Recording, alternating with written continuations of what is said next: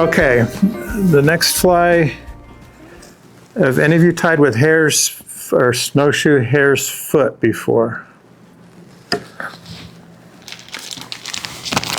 Hunter here, believe it or not, is a hunter. And I sent him out the last couple of days to shoot me some rabbits, and no good. But hare's ear is, think about where a hare's foot is. They like to live in the wet swamp, along the river, you know, in snow. This hare's foot is actually very waterproof and very buoyant, so don't be afraid to tie with it. So let's see, what am I doing here? I'm going to tie the whole wing and hackle with snowshoe hare foot. Okay, so once again, you've seen this before. I'm going to put a coq de lion tail on there. By the way, you used to be able to buy these, they were like 6 feathers for $9. Now they're selling the whole skin for like $30. And so if you can find that whole skin, boy, jump on it. And they come in light, medium, dark, olive, ginger. Good color selection. Tie on our yellow rib.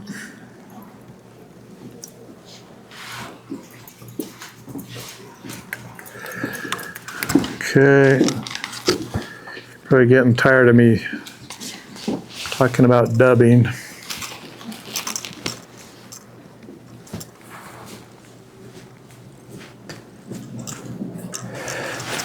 Double body. Is that still in focus up there? Yeah. Okay. Okay, a little bit of, whoops, that's your scissors. A little bit of taper there. Okay, now I'm going to tie on a wing. So I've got it's kind of funny. How about a blue dun snowshoe hare wing? So I'll take out a fair amount here. Cut that off. You want to take out the guard hair, the under fur. You really only want the, what do you call that, the coarse hair. Like that. Then if there's anything really long, pick it out. It's impossible to hackle stack this stuff, so don't try. Oh, I forgot to do the rib.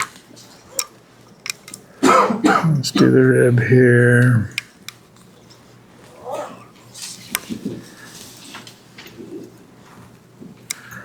Five. Tie that off.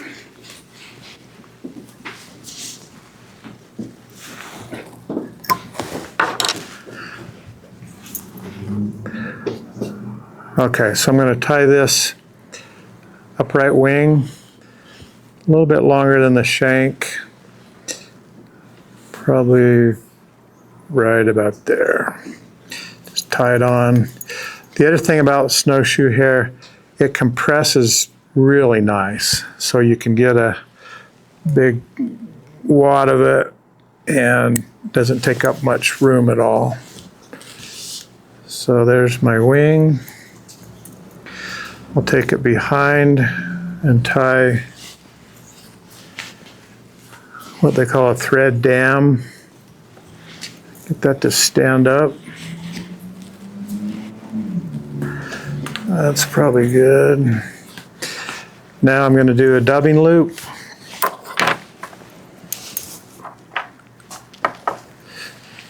Here, so put that in.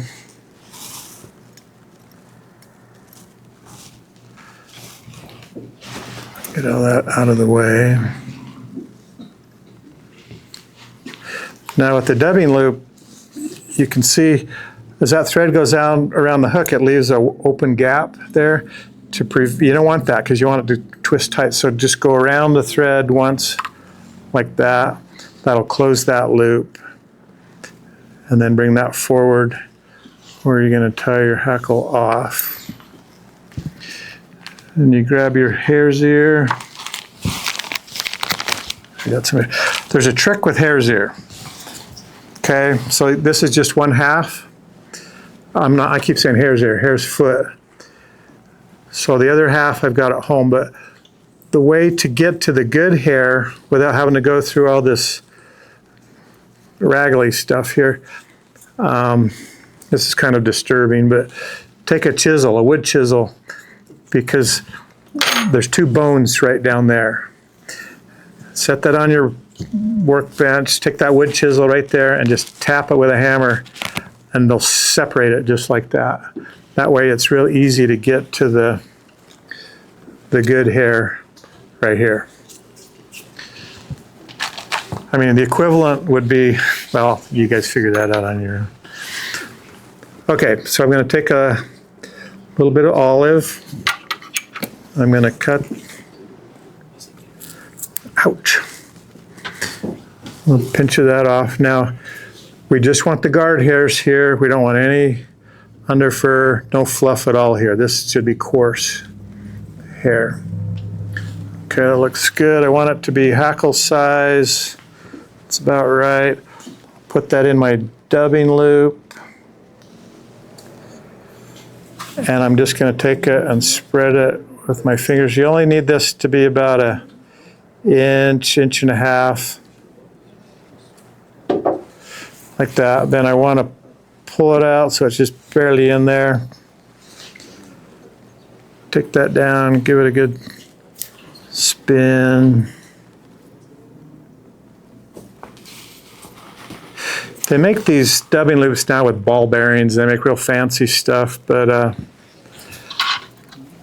this one works, the old school stuff.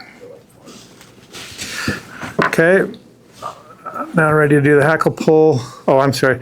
Kind of pull it forward or back or one direction. Try to get all the fibers on one side. I'm going to wrap 2 or 3 wraps behind.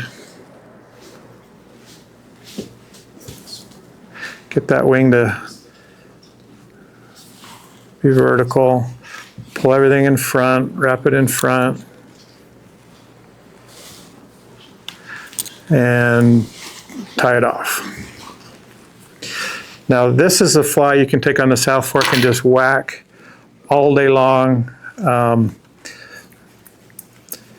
it floats better than you would think. And if you've ever tied with bear hair, cinnamon bear, for the salmon fly wings, it floats really good too, but you think, why would bear hair float? But it does. Okay, tie that off. Like that. Fluff it out a little bit. Now, when this gets in the water, that wing is going to shrink a little bit. It's not going to be so fluffy. It's going to firm up. It'll look more like that, look like a real wing. So that's what you want there. And then this olive hackle is going to, you'll be surprised how well that floats. And if this floats on its side, don't worry about it. It's going to look like an emerger. It's going to look like a cripple. It's going to look like an adult. One thing it's not going to look like is a spinner. But that's a fly I really like.